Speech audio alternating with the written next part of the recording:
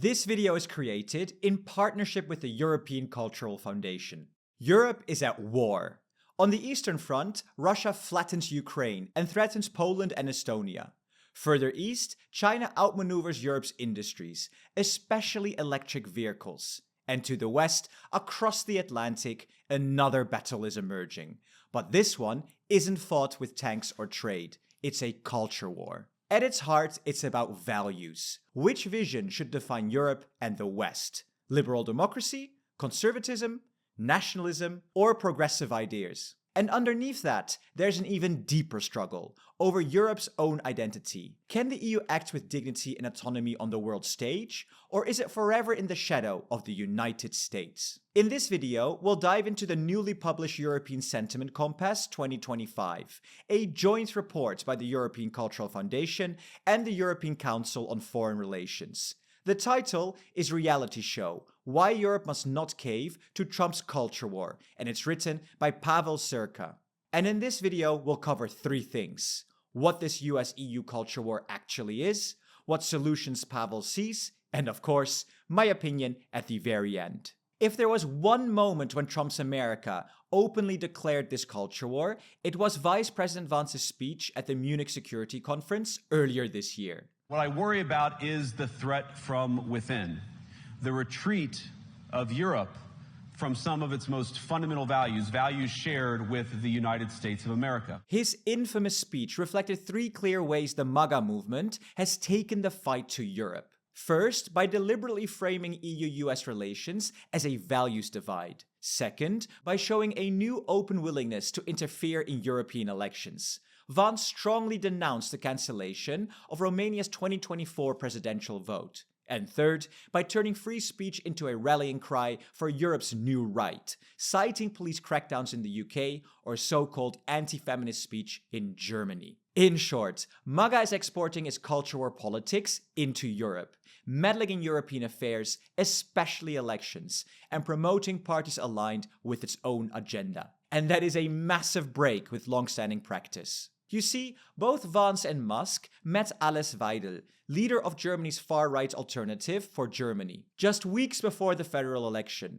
The AfD is now the second strongest party in Germany. And in Romania, nationalist leader Gheorghe Simeon openly styled himself as Trump's ally, even appearing on Steve Bannon's podcast. And after a St. Patrick's Day meeting in the White House, Trump himself endorsed MMA fighter Conor McGregor for Ireland's ceremonial presidency. And perhaps most consequential, Poland. In the spring 2025 campaign, Trump welcomed nationalist candidate Karol Nawrocki to the White House and personally boosted him on social media. He has since won the Polish presidency. And big fights are still to come, including in France, where Trump has already signaled support for Marine Le Pen and the National Rally. Step by step, election by election, Trump's America is working to shift Europe's ideological center of gravity in a MAGA direction. But the MAGA strategy isn't just meddling in European affairs. It's also about bullying and humiliation. The second layer of the MAGA strategy in its culture war with Europe. Humiliation number one: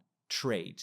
The July 2025 EU-US trade deal shows this super clearly. The MAGA side exploited Europe's indecision and divisions, pushing the Commission to accept a 15% tariff ceiling and a pledge to invest hundreds of billions of euros in the US.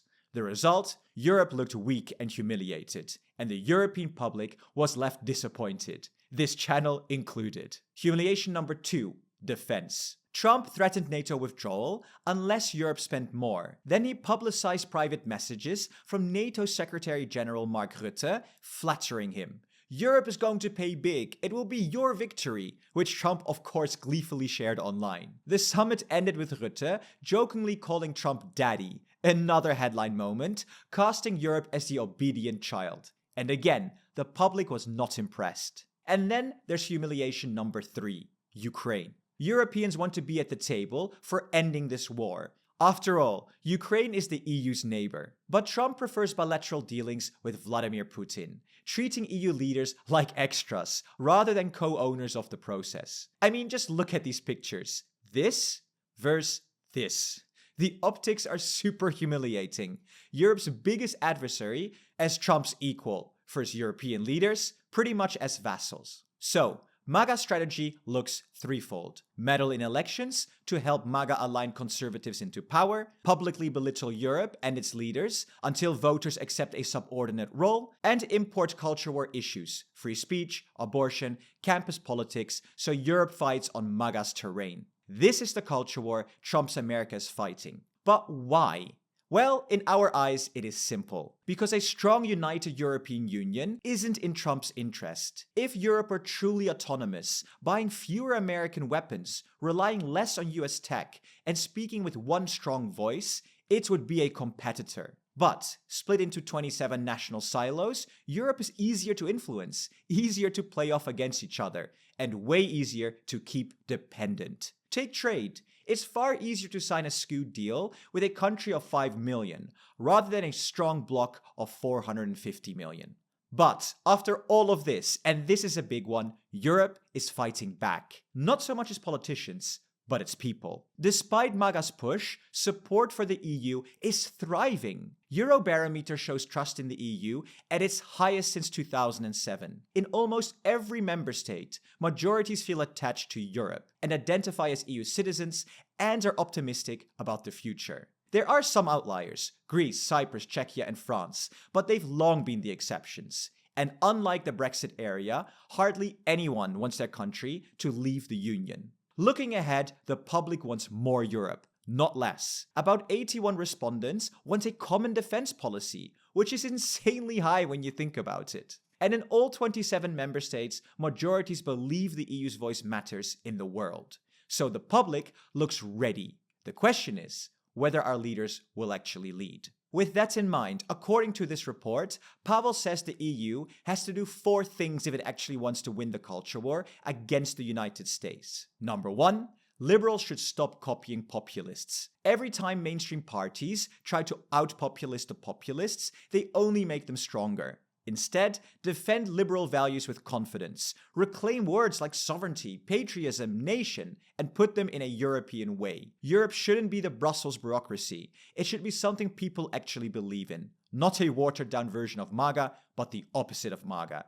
And leaders need to make this crystal clear to its citizens. In a dangerous world, only the EU guarantees prosperity and freedom. Number 2, stop flattering Trump. No more subordinate handshakes, no more awkward smiles, and definitely not calling him Daddy Trump.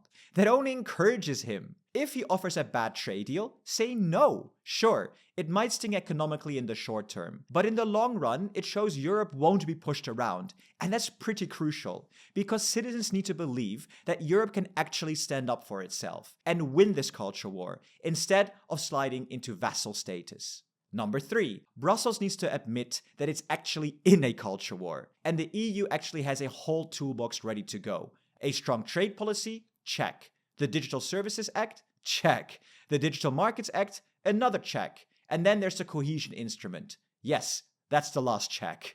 And these really aren't meant to stay in the closet gathering dust. When the US escalates, Europe should be ready to use them.